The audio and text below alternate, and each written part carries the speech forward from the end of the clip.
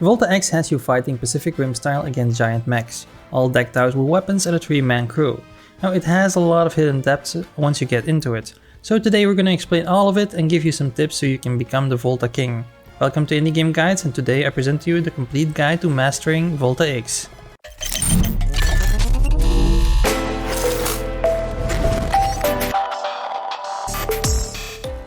So we're going to start off with a very overpowered and easy to make a build, but before I can start explaining what it is, we quickly need to go over the fighting system so you can follow along. So battles are always one Volta versus another one. You can win in basically 3 ways, either by destroying the head of the robot, knocking out the crew members of the other mech, or by scoring more points than the other mech by the time runs out. The point system works as follows: 1 point for each part of the enemy mech that is completely destroyed, 2 points for every crew member knocked out, and if you succeed in either knocking all crew members out or destroying the head, you get 50 points, which is an immediate win. The crew members take damage in basically 2 ways, either by standing in a room that gets hit by an attack, walking, or being in a room that is on fire. Once a crew member is flashing red, he's very close to getting knocked out. There are 3 types of damage that you should take note of. Either the regular damage by getting hit from a physical attack like a fist, a drill, or minigun, fire damage that places a room on fire and will keep reducing the integrity of the room until it gets extinguished by a crew member, and it has the ability to keep spreading over the entire mech over time if not extinguished.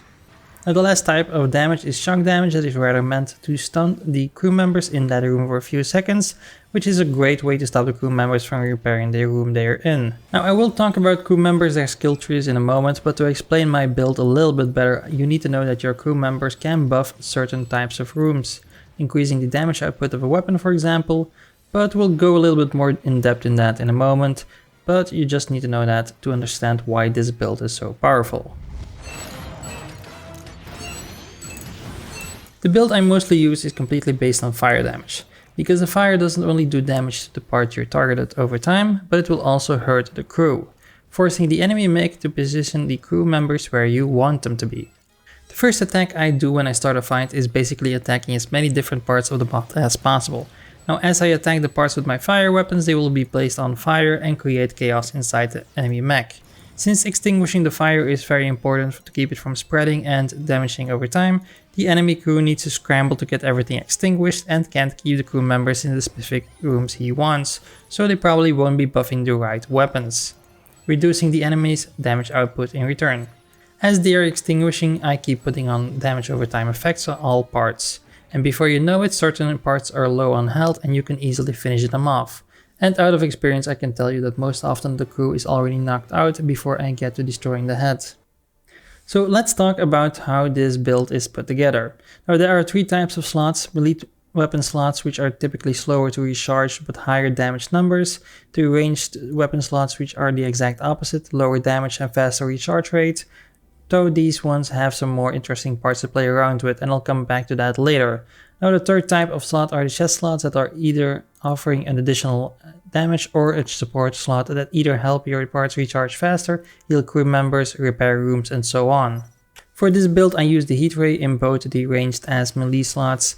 Now they are 2 different types of parts, but they share the same name for some reason, but later on you can replace one of the heat rays in the melee slot with the heat saber, which is even more powerful. Now in the chest slots I always equip at least 1 generator so I can use my attacks more often, and for the second slot I either go for an additional generator or an additional weapon like a cannon or electrical attack to stop their crew members from repairing. You can also use this slot for a sprinkler part in case you're afraid of going up against a mech with the same type of build, because it'll allow you to extinguish all fires when it is recharged.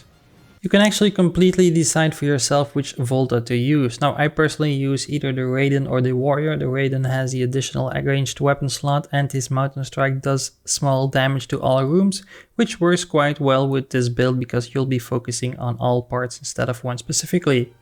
Now the Warrior, his special ability Rage, actually recharges your parts super quick and giving you the chance to do a lot of damage in a short period.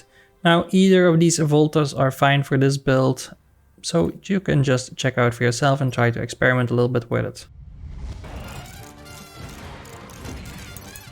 If you don't want to use this build for whichever reason, be sure to check out the ranged parts. Now for example, in the ranged parts you can use the drone launcher, which launches 1 drone each time up to a maximum of 4. They will systematically damage the enemy's parts with the lowest HP, and the best part is that they have their own health bar. So they're really keeping up the pressure on your enemy, and if he wants to knock them out, he needs to stop attacking you and focus on them directly. Now I have another build for you in case you don't want to use this one. Before we move on to that one, I just quickly want to mention that you can always hit me up on Twitter or join our Discord if you have any additional questions, and you can chat with me and other indie game enthusiasts on our Discord. And if you want to have any vote on which indie game gets featured next, be sure to subscribe because we often organize open questions and do polls to decide which game gets a series of guides next. Now with that out of the way, let's talk about another build you can use. The second build that I'm offering is a little bit more risky. Now it's based on the radar attachment which you can place in the ranged weapon slot. It'll show you in which rooms the crew members are in the enemy mech, and then you can try to focus on burning them down rather than on the Volta itself. Now if you use the pile bunker attachment in the melee weapon slot, which does increase damage to crew members but reduce damage to the Volta, you can burn them down quickly. If you want to use this build, I would consider combining it with a broken mech, since then you can equip 5 pile bunkers at once. I don't like the build that much because with the fire I destroy a lot of the enemy weapons at the same time, reducing his damage output before he can destroy too much of my Volta. With this build you need to actually just burn down the crew as quickly as possible before the enemy Volta has a chance to destroy you, which I found a little bit more risky than the fire build, but you know, it's something you can experiment with on your own. Now let's talk about crew members and the headquarters next. Now there is quite a varied cast to unlock by finding their bio and their own little special item. Which one should you use? Now that depends entirely on your build. Now I'd personally just want you to go into each of their skill trees and at least unlock these 2 skills to the sides, because they are character based and they're often better than completely going down one tree. Now the quicker repair and the recharging part of the room they reside in is always nice to have, but it's their unique skills that are really worth getting. In worst case you find that you made a mistake in the skill tree, you can just always get all the skill points for that character back for a mere cost of 200 credits per crew member. The headquarters look at first sight as if they are as hard as Fallout Shelter, for example, but they really aren't. Now each member has 6 requirements going from rest and fun to relaxation and food. You just need to build a room that suits those needs and tell each individual member which room they need to use to fulfill that need. In addition, you just need to make sure that they are powered and have enough water. Now if you ever run out of space, just place an elevator to unlock an additional floor, and the most important part that you need to remember are the weapon workshops, where you can assign up to 2 crew members who will use the yield of parts from each fight to assemble and upgrade your parts. Just pick the part that they need to work on, and after a fight or 2 you will find it finished. Now the parts that you should prioritize once again depend on the build that you're going for. For example, I was using my fire damage build, so I made sure to always upgrade my fire rays and generators first, for example. And that is pretty much my entire guide for Volta-X. Now if you found this useful, be sure to give the video a thumbs up so other people can find it too. And if you want to see more content like this one, consider subscribing. We publish 3 guides like this one every week, and would love to get your input in our open questions and polls in the community page. I want to thank you for watching, and I'll see you in the next one.